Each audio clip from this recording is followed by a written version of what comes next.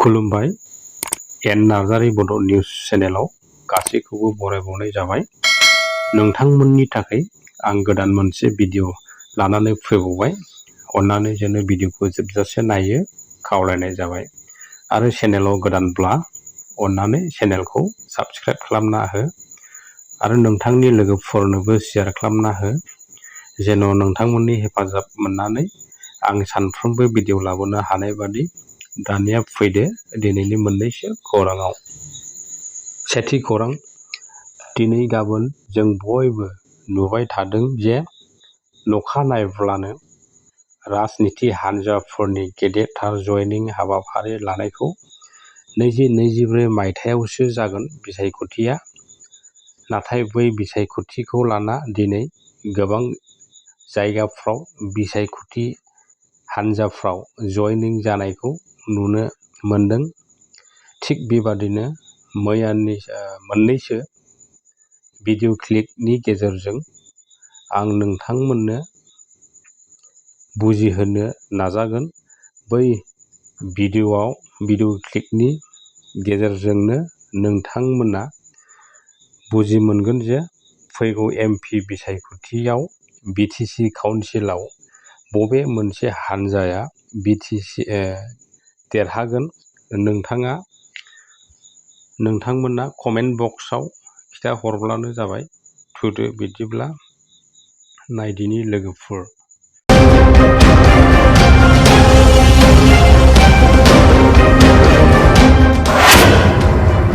फिन आरोबाव UPPL दोलोआ गोख्रोंसिन थासारियाव। दिनै आरोबाव UPPL दोलोआव जयेन जाबावदों 5,000निबो बांसिन रायजोफोर।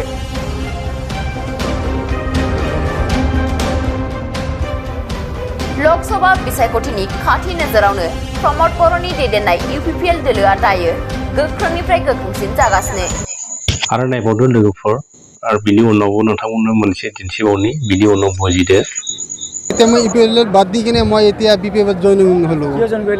জইনিং ভাল লগা নাই। আমি 3-4 বছৰ তাৰ পিছত ঘূৰা ফেৰা বহুত কৰিলোঁ। আমাৰ মৰা বেকাৰ ফালে কোনো উন্নতি কৰা নাই। সেইকাৰণে মই UPPL ত্যাগ কৰি দিলোঁ। আজিৰ পৰা মই BPF জইন কৰিলোঁ। কিয় জইন কৰিলা BPF-ত? BPF দলটো ভাল। আপুনি কোন দল আছিলে? আমি হেৰিত আছিলোঁ APFL-ত আগত। কিমান টাইমত আছিলে? বেছি দিন নাই, এই ইহঁতৰ নতুন আহাৰ পে। সমষ্টি কি পৰে? আমাৰ হেৰি মধুগুৰি ভকতপাৰা। नुबाय लोगोफोर, बबे हान्जा मोनसेया मोजां नोंथांमोनानो सिन्था खालामदो। दिनै मोनसेया बुंबाय आङो UPPL-खौ नागारबाय, मानोना UPPL हान्जाया मोजां खामानि मावाखै, बेनिखायनो आं BPF-आव जगदान होबाय बा जयनिं जाबाय। आरो मोनसे जायगायाव बुंबाय आङो BPF-खौ नागारबाय आरो बेनिखायनो आं UPPL-आवहाय जगदान होबाय बा जयनिं जाबाय। बे मोननै भिडिअ'आवहाय नोंथांमोना एसे बुजिनानै कमेन्ट बक्सआवहाय खोन्थाहरबानो जाबाय। फैबाय थानाय लोकसभा बिसायख'थियाव बबे मोनसे हान्जाया जोंनि BTR बा BTC काउन्सिलनि एरियायाव देरहागोन, नोंथांमोना कमेन्ट बक्सआव खोन्थाहरबानो जाबाय। नैथि खौरां, मैयानि खौरांफ्राव मिथिनाय बादिब्ला सासे बर' बिसाया गावनि रांखान्थि अबस्थाया मोजां नङिलाय बाक्सा जिल्लानि सिङाव थानाय सुबुनखाथा ओनसोलनि सिराजबारि गामिनि राजिब बसुमतारिया थांनाय 18 सेप्तेम्बर 2023 अक्ट'खालि रङिया रेल स्टेशनाव गाखोना थांनाय 21 सेप्तेम्बर 2023 अक्ट'खालि गुजरातनि राजघाट होननाय स्टेशनाव सहैदोंमोन होनना बुंथियो गामिनि सुबुंफ्रा।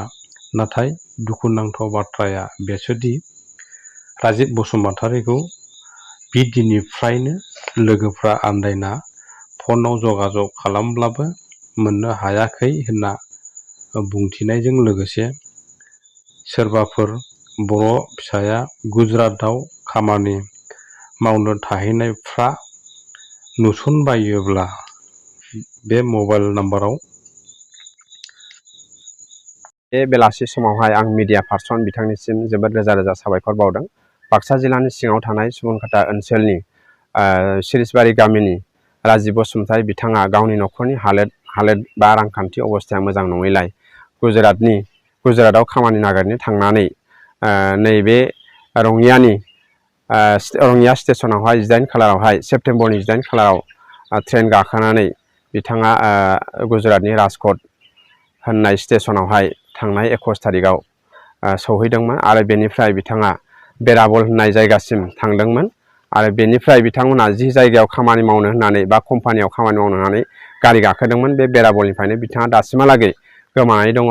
खिन्थु दुखुनांथाव बाथ्राया बेनो जों दासिमहालागै कन्टेक्ट खालामनानैबो मानसिखौ मोनाखै आरो नागिरब्लाबो जों मोनाखै। बेखायनो जायफोर बर' फिसा बिथांमोना गुजरातआव खामानि मावनो दंहैयोब्ला बिथांमोना जेन नैबे राजिब बसुमतारी मुंनि बिजाथिखौ जेन मोनफ्लांबायोब्ला जेन जोंनो नागिरनानै हरफिनो आं बेखौ नोंथांमोननिसिम नैबे मिडियानि गेजेरजों खावलायहरबाय।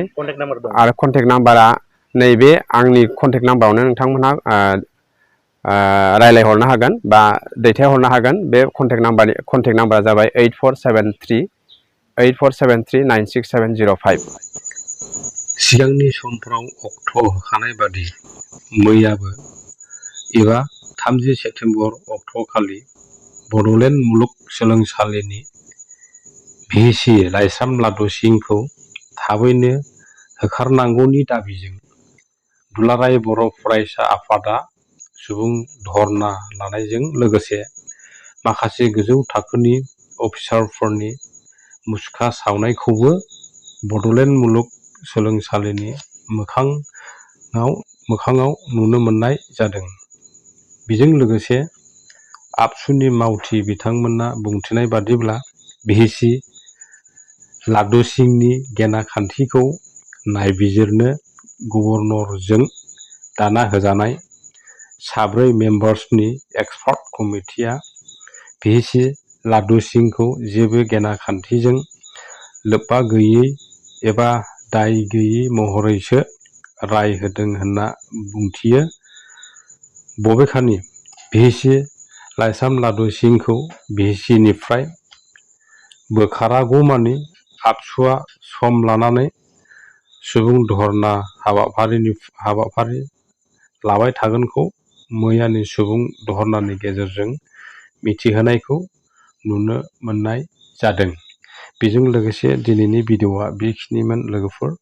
भिडिअ'खौ जोबजासे नायनायनि थाखाय बयनिसिमबो गोजोननाय थाबाय।